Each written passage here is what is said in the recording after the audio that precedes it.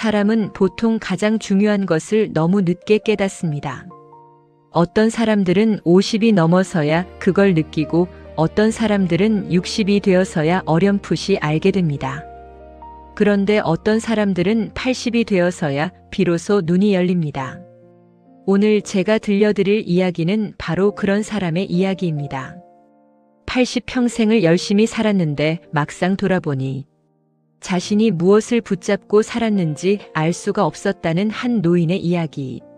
그리고 그가 인생의 끝자락에서 발견한 놀랍도록 단순하고도 깊은 하나의 진실에 관한 이야기입니다. 이 이야기는 어쩌면 여러분의 이야기일 수도 있습니다. 아니면 여러분 곁에 있는 누군가의 이야기일 수도 있습니다. 끝까지 함께 해주세요. 그 노인의 이름은 박성수였습니다. 1944년생, 전쟁 직전에 태어나 전쟁의 폐허 위에서 자란 사람이었습니다. 어린 시절 기억이라고는 늘 배가 고팠다는 것, 아버지가 지게를 지고 산을 오르내리던 모습, 그리고 겨울이면 손이 터서 피가 나도록 추웠다는 것. 그게 전부였습니다. 가난이 부끄럽지 않은 시절이었습니다. 왜냐하면 다들 가난했으니까요. 하지만 가난이 싫다는 마음은 늘 있었습니다. 가난한 집 아이로 태어나서 이 가난을 어떻게든 끊어내야 한다는 생각, 그것이 박성수 씨 인생의 첫 번째 동력이었습니다. 16살에 중학교를 마치고 서울로 올라왔습니다. 친척 집 한 귀퉁이에 얹혀 살면서 낮에는 공장에서 일하고 밤에는 검정고시를 준비했습니다. 잠을 줄이고 밥을 아끼고 몸이 아파도 병원에 가지 않으면서 그렇게 버텼습니다. 22살에 작은 회사에 취직했습니다. 그게 시작이었습니다. 회사 일이라면 무엇이든 했습니다. 다른 사람들이 하기 싫어하는 일도 먼저 손을 들었고 야근이 있으면 가장 마지막까지 남았습니다. 어떤 날은 새벽 2시에 퇴근해서 4시간을 자고 다시 출근하기도 했습니다. 그렇게 해도 힘들다는 말을 한 번도 한 적이 없었습니다. 힘들다는 말을 하는 순간 자신이 나약해 보일 것 같았습니다. 30대가 되어서는 작은 사업을 시작했습니다. 인쇄소였습니다. 처음에는 낡은 기계 한 대로 시작한 일이었는데 10년쯤 지나니 직원이 15명이 되어 있었습니다. 돈이 생기기 시작했습니다. 집도 샀고 차도 바꿨습니다. 아이들 학원도 보내고 아내에게 처음으로 코트 한 벌을 선물했습니다. 그때 박성수 씨는 처음으로 생각했습니다. 드디어 됐다. 이제 됐어. 그런데 이상했습니다. 됐다고 생각하는 순간 다른 것이 보이기 시작했습니다. 옆집이 더 큰 차를 샀습니다. 친구가 더 좋은 아파트로 이사를 갔습니다. 거래처 사장이 골프를 치기 시작했습니다. 그러자 됐다는 마음이 어디론가 사라져버렸습니다. 다시 달려야 했습니다. 그 달리기는 40대에도 50대에도 멈추지 않았습니다.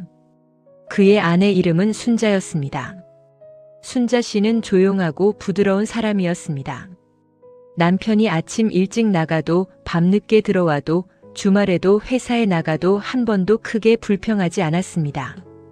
아이 셋을 거의 혼자 키웠고 시부모님 봉양도 오롯이 혼자 감당했습니다.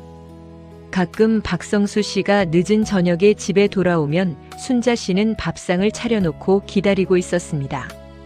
그는 밥을 먹으면서도 눈은 서류를 들여다보고 있었습니다. 순자 씨가 무슨 말을 해도 응, 응 하고 대답하면서 실은 제대로 듣지 않았습니다. 그래도 순자 씨는 말했습니다. 오늘 큰애가 학교에서 상을 받았어요. 막내가 감기가 떨어질 생각을 안 해요. 엄마한테서 전화가 왔는데 허리가 더 안 좋아졌대요. 박성수 씨는 그 말들이 그냥 공기처럼 흘러갔습니다. 중요하지 않다고 생각해서가 아니었습니다. 그냥 그게 일상이었습니다. 집은 쉬는 곳이었고 가족은 당연히 거기 있는 사람들이었습니다. 나중에 80이 되어 그 시절을 돌아볼 때 박성수 씨는 이렇게 말했습니다.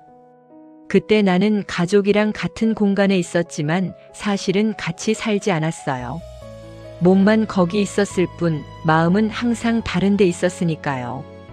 그 말이 너무 아팠습니다. 그런데 어쩌면 이 이야기가 우리에게도 낯설지 않을 수 있습니다. 아이들이 자랐습니다. 큰아들은 대기업에 취직했고 둘째 딸은 결혼을 해서 부산으로 내려갔습니다. 막내 아들은 오랫동안 공부를 하다가 30이 넘어서야 겨우 취직이 됐습니다. 아이들이 집을 떠나고 나자 처음으로 집이 넓다는 걸 느꼈습니다. 아니, 정확하게는 집이 텅 비었다는 느낌이었습니다. 순자 씨와 둘이 밥을 먹는데 식탁이 이렇게 크게 느껴진 적이 없었습니다.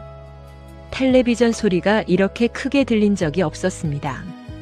60이 넘어서 처음으로 아내와 여행을 갔습니다. 경주였습니다. 아내가 오래전부터 가보고 싶다고 했던 곳이었는데 번번이 바쁘다는 이유로 미뤘던 곳이었습니다. 불국사 앞에 서서 아내가 이렇게 말했습니다. 우리가 이런 데도 올 수 있네요. 그 말에 박성수 씨는 가슴이 찔렸습니다. 이런 데도 올 수 있다는 말이 뭔가 이상하게 들렸습니다. 당연히 올 수 있는 거였는데 왜 아내는 이런 데도라고 했을까? 혹시 그동안 이런 것들이 당연하지 않았던 것일까? 그날 저녁 식당에서 아내가 말했습니다. 우리 앞으로는 자주 여행 다니면 좋겠어요. 이제 시간도 있는데. 그래, 그러자. 박성수 씨는 그렇게 대답했습니다. 그리고 그게 진심이었습니다. 이제 진짜 같이 살아보자는 마음이었습니다. 그런데 이야기는 여기서 예상치 못한 방향으로 흘러갑니다. 경주 여행에서 돌아온 이듬해 봄, 순자 씨가 갑자기 쓰러졌습니다. 뇌출혈이었습니다. 다행히 생명에는 지장이 없었지만 왼쪽 팔다리가 부분적으로 마비됐습니다. 말도 예전처럼 잘 나오지 않았습니다. 병원에서 재활 치료를 받으면서 천천히 회복이 됐지만 이전의 순자 씨로 완전히 돌아오지는 않았습니다. 박성수 씨는 그때부터 간병을 시작했습니다. 평생 아내가 해주는 밥을 먹었는데 이제 자신이 밥을 해야 했습니다. 아내의 손발이 되어야 했습니다. 병원을 데려다주고 약을 챙기고 물리치료 시간에 맞춰 이동을 도와야 했습니다. 처음에는 솔직히 당황스러웠습니다. 힘들었습니다. 이 나이에 이런 일을 해야 하나 싶기도 했습니다. 그런데 그 시간 속에서 이상한 일이 일어났습니다. 아내 옆에 있는 시간이 많아지면서 처음으로 아내의 얼굴을 제대로 보게 됐습니다. 아내의 손을 잡으면서 그 손이 얼마나 거칠어졌는지 처음으로 느꼈습니다. 아내가 힘들게 한마디 한마디 말을 뱉을 때 그 말 한마디 한마디가 너무 소중했습니다. 박성수 씨는 이렇게 말했습니다. 이상하지요.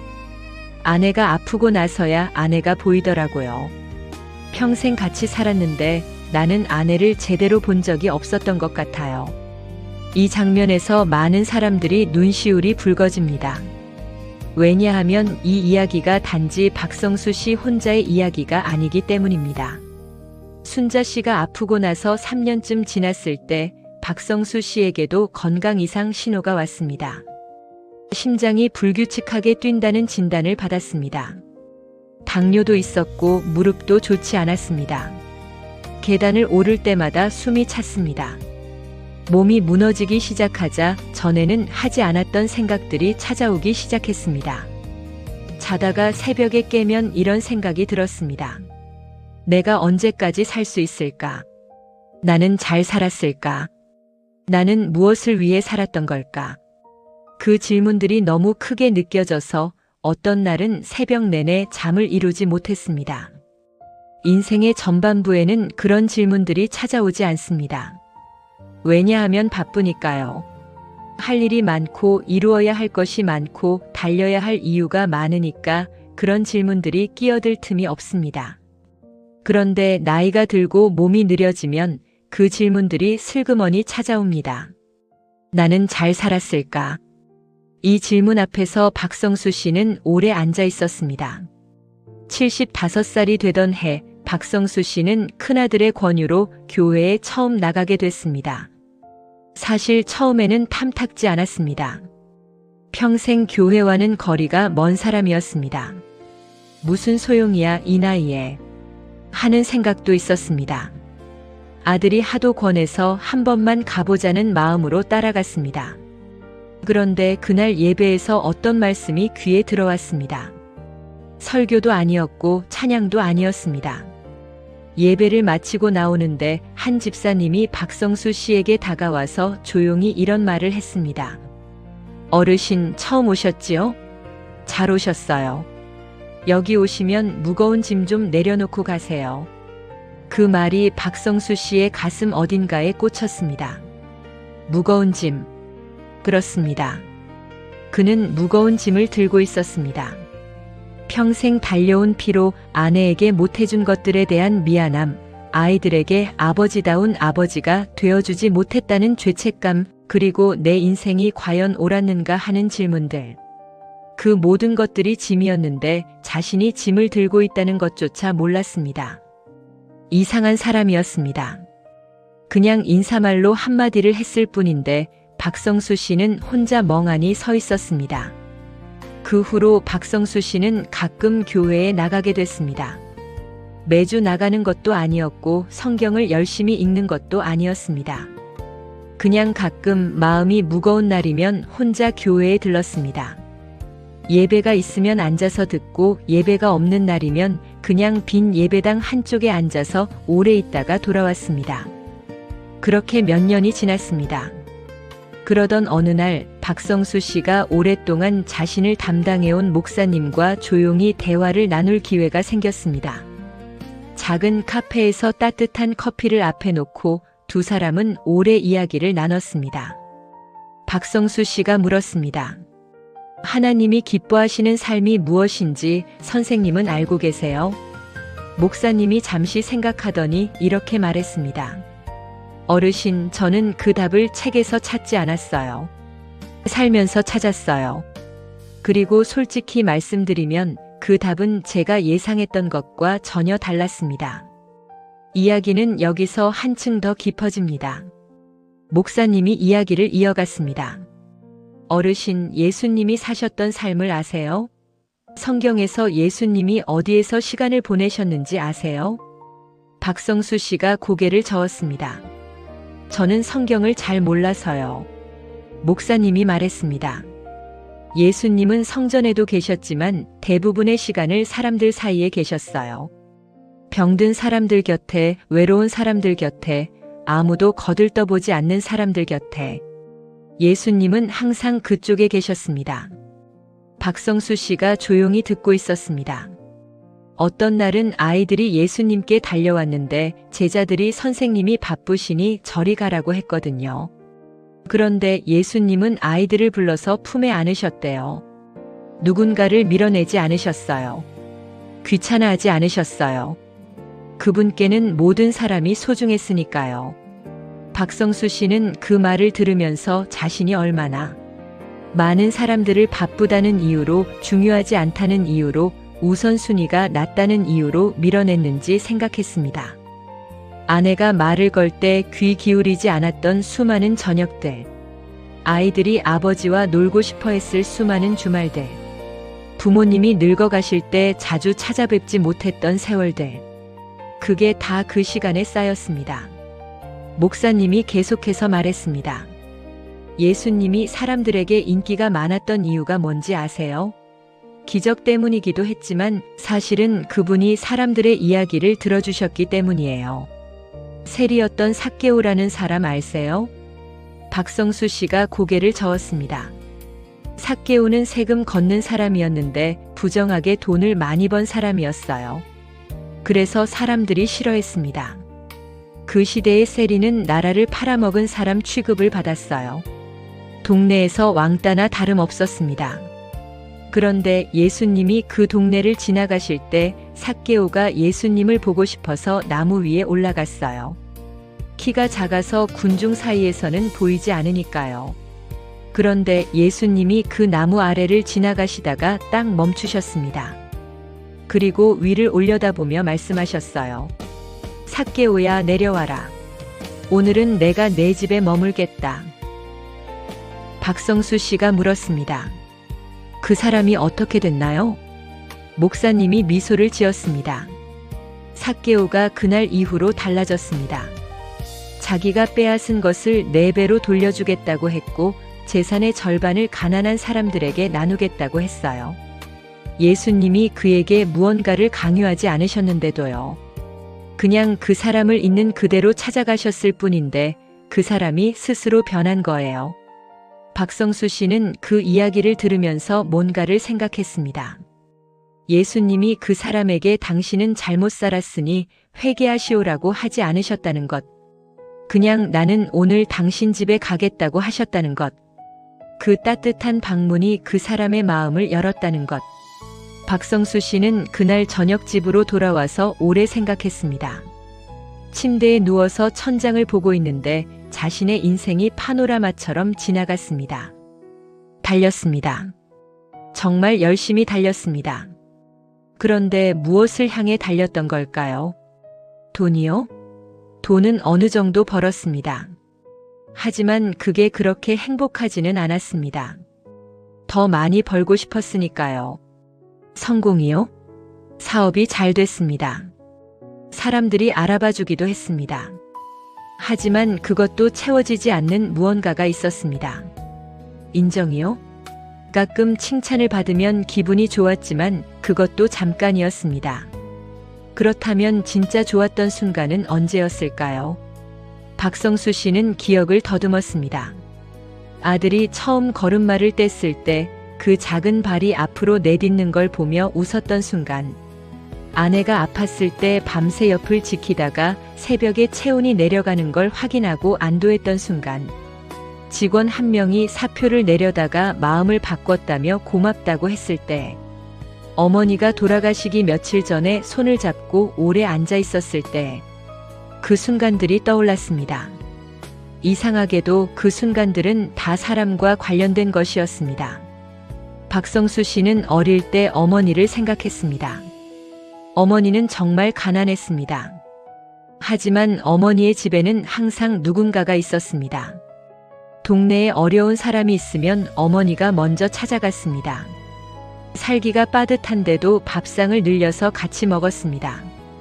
어머니 자신은 아무것도 가진 게 없었는데 이상하게 어머니 주변에는 사람이 늘 따뜻하게 모여들었습니다. 어머니가 돌아가셨을 때 박성수 씨는 그렇게 많은 사람들이 울 거라고 생각하지 못했습니다. 동네 사람들, 친척들, 잘 알지도 못하는 사람들이 와서 눈물을 흘렸습니다. 어머니는 재산을 남기지 않았습니다. 이름을 남기지도 않았습니다. 하지만 어머니는 사람들의 마음속에 뭔가를 남겼습니다. 박성수 씨는 그때 그 장면을 보면서도 그게 무엇인지 정확히 몰랐습니다. 이제는 압니다. 어머니가 남긴 건 사랑이었습니다. 사람을 사람으로 대했던 마음이었습니다. 있는 것을 나눴던 손이었습니다.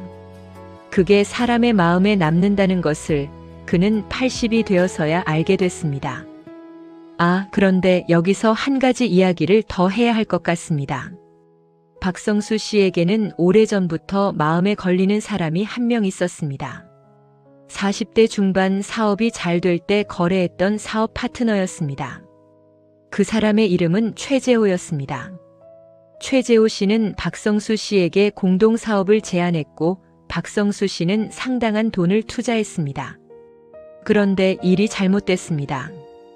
사업이 실패하기도 했지만 최재호 씨가 박성수 씨 모르게 따로 돈을 빼돌렸다는 사실이 나중에 밝혀졌습니다. 박성수 씨는 그때 당장 소송을 생각했습니다. 주변에서도 소송하라고 했습니다. 하지만 최재호 씨가 감당할 수 없을 만큼 어려운 상황이었고 소송을 해도 돈을 돌려받기 어렵다는 변호사의 말에 그냥 접었습니다. 하지만 그 분노는 접지 않았습니다. 20년이 넘도록 그 사람을 용서하지 않았습니다. 이름만 들어도 기분이 나빠졌고 가끔 꿈에서 그 사람이 나오면 잠을 설쳤습니다.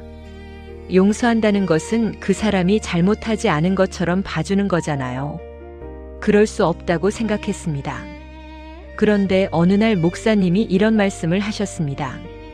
용서는 상대방을 위한 게 아닐 수도 있어요. 그 분노를 붙잡고 있는 사람이 누구냐 하면 바로 우리 자신이거든요. 용서하지 않으면 그 상처를 우리가 계속 안고 삽니다. 그 말이 박성수 씨 마음에 박혔습니다. 생각해보면 최재호 씨는 그 20년 동안 자기 삶을 살았을 겁니다. 박성수 씨가 미워하든 말든 그 사람은 모르고 살았을 겁니다. 그런데 박성수 씨는 20년 동안 그 분노를 품고 살았습니다. 누가 더 힘들었을까요? 박성수 씨는 70대에 이르러서야 그 짐을 내려놓기로 했습니다. 정확히는 내려놓겠다고 결심한 것이었습니다. 갑자기 마음이 확 풀리진 않았습니다. 용서란 게 쉬운 일이 아니니까요. 하지만 그 사람에 대한 생각을 할 때마다 하나님, 저는 아직 잘 안 되는데요. 그래도 이 짐 좀 가져가 주세요라고 중얼거리기 시작했습니다. 그러다 보니 어느 날 문득 그 사람 생각이 이전만큼 아프지 않았습니다. 신기한 일이었습니다. 그러면 이쯤에서 한 번쯤 이런 생각이 드실 수 있습니다.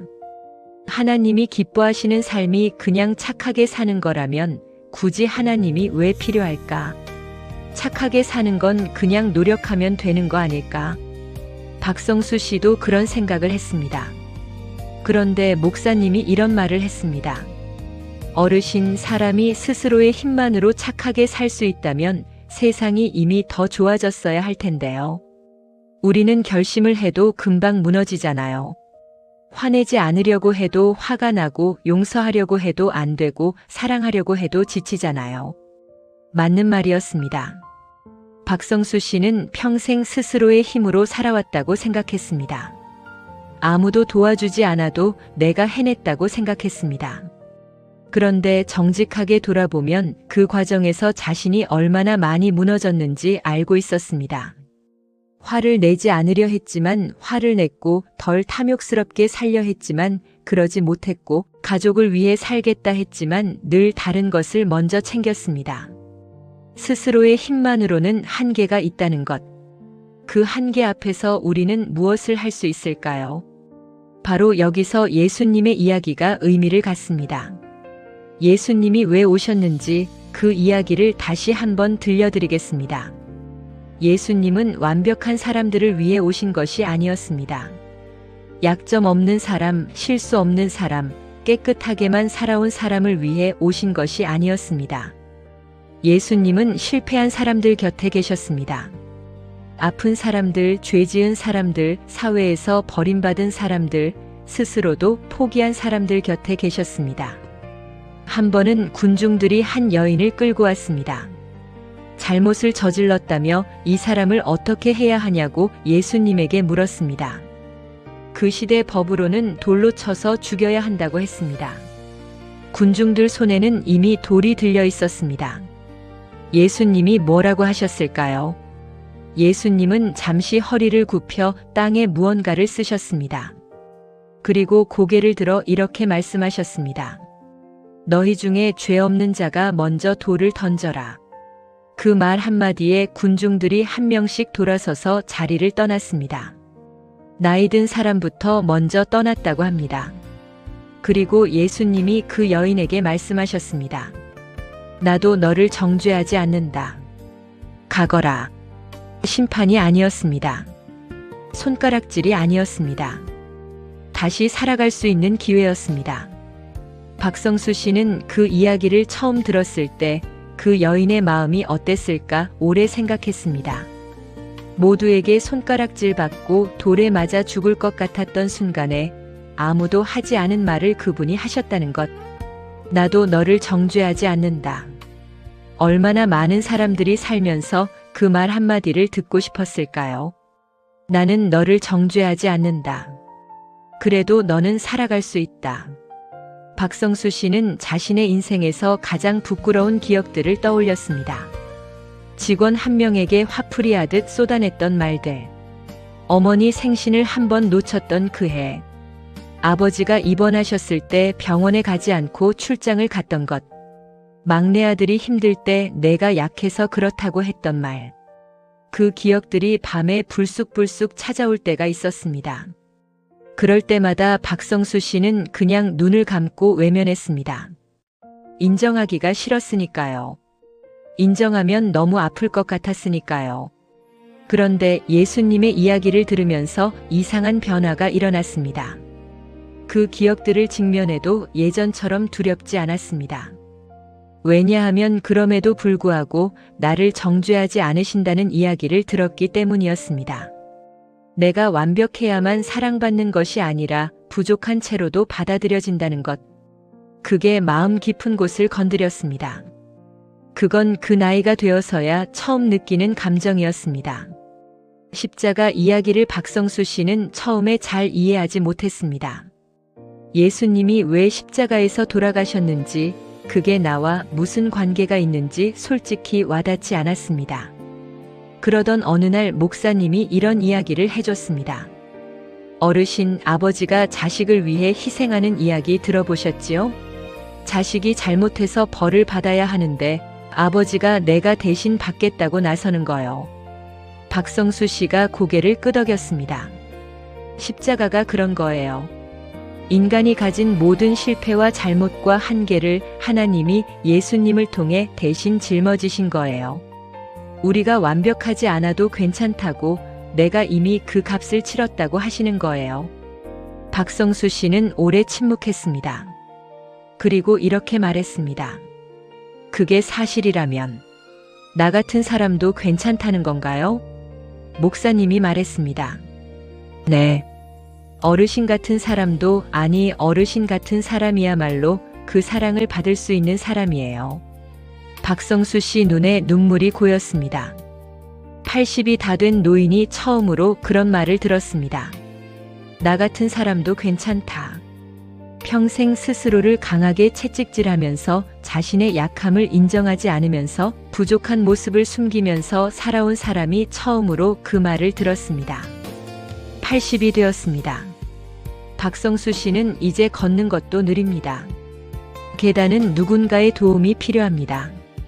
어떤 날은 이름이 금방 기억나지 않습니다. 소화도 잘 안 됩니다. 아내도 많이 약해졌습니다. 그런데 이상하게도 지금이 인생에서 가장 마음이 고요한 시간입니다. 매일 아침 창문 너머로 햇살이 들어오면 그게 그렇게 좋습니다. 아내가 옆에 있으면 그게 감사합니다. 큰아들이 전화라도 오면 하루가 기분 좋습니다. 이웃 어르신과 잠깐 이야기를 나눠도 마음이 따뜻합니다. 예전에는 이런 것들이 너무 작고 보잘것없어 보였습니다. 지금은 이것들이 전부처럼 느껴집니다. 박성수 씨가 이렇게 말했습니다. 나는 80이 되어서야 알았습니다. 하나님이 기뻐하시는 삶이 무엇인지. 그게 뭔지 아세요? 거창한 게 아니더라고요.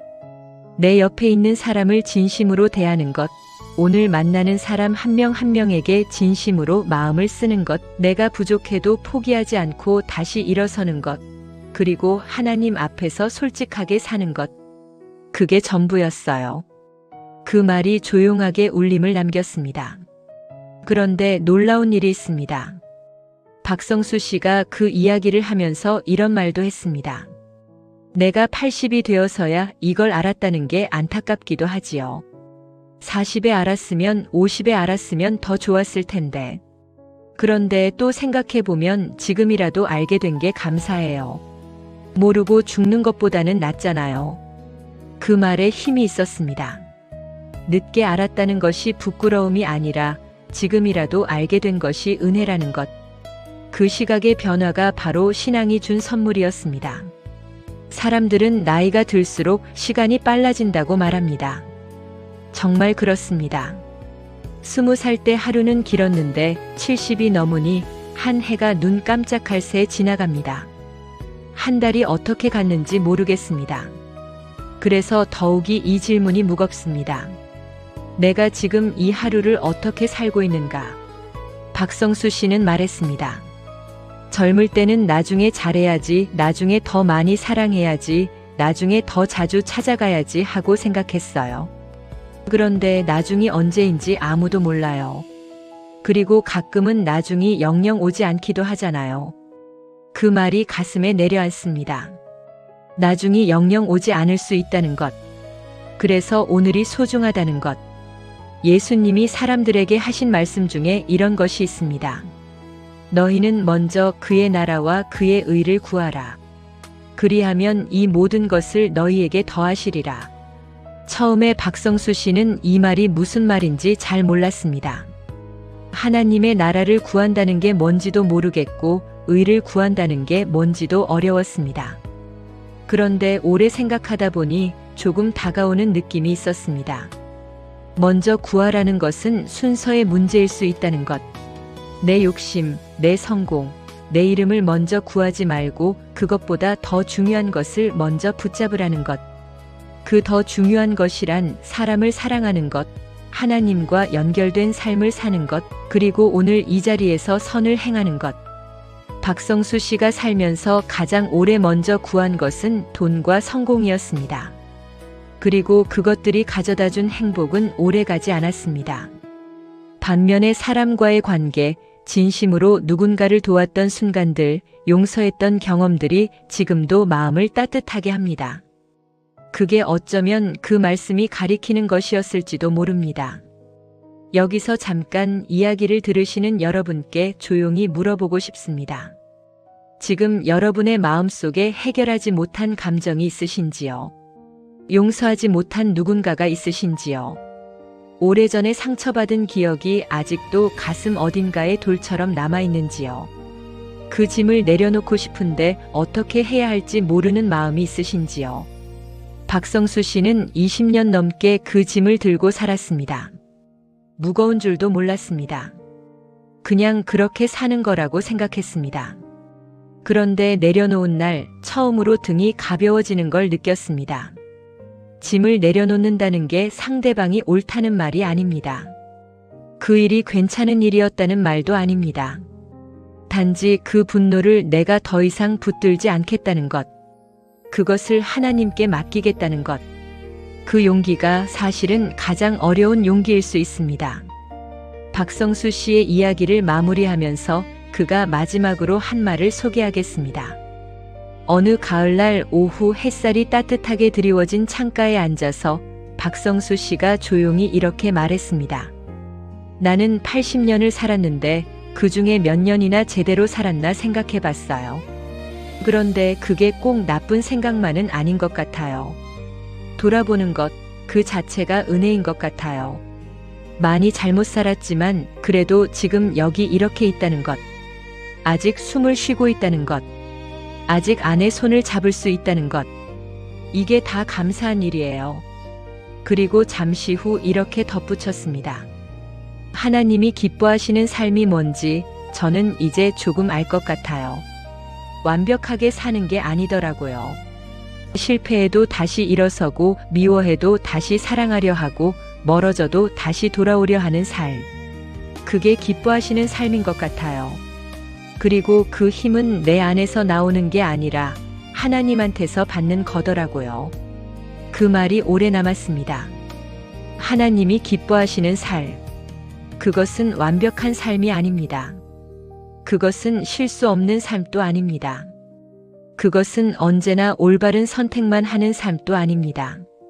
하나님이 기뻐하시는 삶은 내 부족함을 인정하면서도 하나님을 향해 손을 내미는 삶입니다. 내가 사랑하지 못했을 때 다시 사랑하려고 마음을 여는 삶입니다.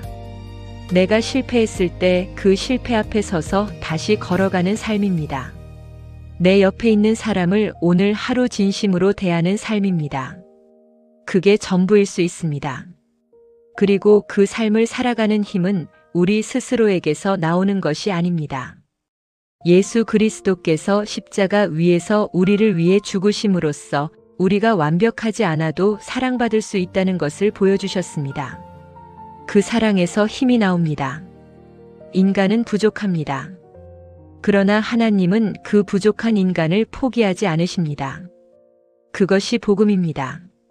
그것이 박성수 씨가 80년의 끝자락에서 발견한 가장 놀랍고 단순한 진실이었습니다.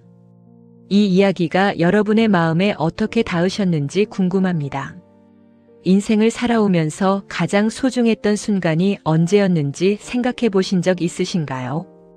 오래 붙들고 있는 감정, 오래 풀지 못한 관계, 오래 미뤄온 화해가 있으신가요?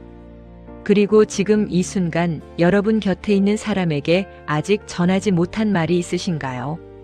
여러분이 살아온 시간이 얼마나 됐든 지금 이 자리에서 한 가지만 기억하셨으면 합니다. 하나님은 완벽한 삶을 요구하지 않으십니다. 다만 돌아오는 삶을 기뻐하십니다.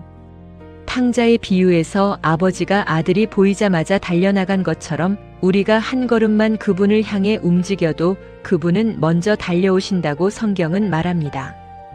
그 사랑이 우리 모두에게 닿기를 바랍니다. 이 영상을 보면서 떠오른 사람이 있으신가요? 아니면 떠오른 기억이 있으신가요? 여러분이 인생에서 가장 소중하다고 느끼는 것이 무엇인지 댓글로 나눠주시면 좋겠습니다. 우리가 서로의 이야기를 들어주는 것 자체가 하나님이 기뻐하시는 아름다운 일이라고 생각합니다. 그리고 이 이야기가 마음에 남으셨다면 좋아요와 구독으로 함께 해주세요. 감사합니다.